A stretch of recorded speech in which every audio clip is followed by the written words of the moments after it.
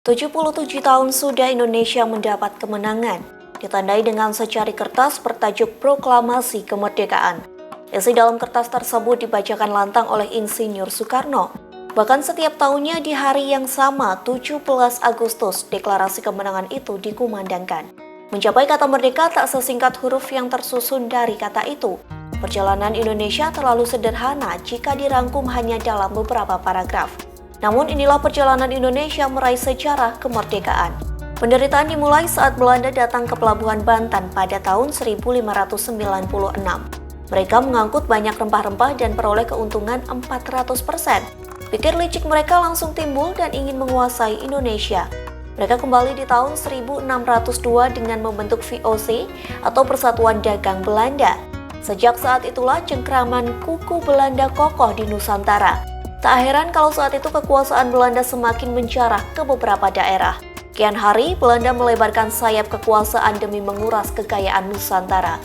Eksploitasi besar-besaran pun terjadi saat dipimpin Gubernur Jenderal pada tahun 1816. Tangan-tangan menir pun berhasil mencekik masyarakat Indonesia hingga akhirnya menguasai Nusantara. Sontak para manusia pribumi merasa tak adil. Siapa yang bekerja, siapa yang mendapat laba? Berbagai protes dilakukan hingga tercipta beberapa kali perang, mulai dari Perang Saparua, Perang Sultan Palembang, Perang Diponegoro, dan Perang Padri. Namun pada 1942 kekuasaan Belanda mulai meredup. Saat itu masyarakat Indonesia seolah diberi waktu sejenak untuk bernafas. Pada 11 Januari 1942, Jepang menapakkan kaki pertama kali di Tarakan Indonesia. Saat itu mereka berdalih untuk mendapat cadangan logistik dan bahan industri perang.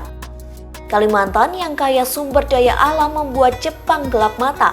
Sontak berbagai serangan militer diluncurkan pasukan Jepang.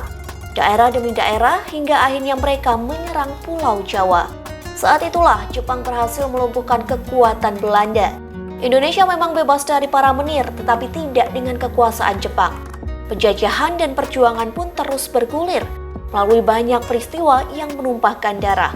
Hingga tiba akhirnya 17 Agustus 1945, Indonesia berhasil menyatakan kemerdekaan. Terima kasih sudah nonton. Jangan lupa like, subscribe, dan share ya.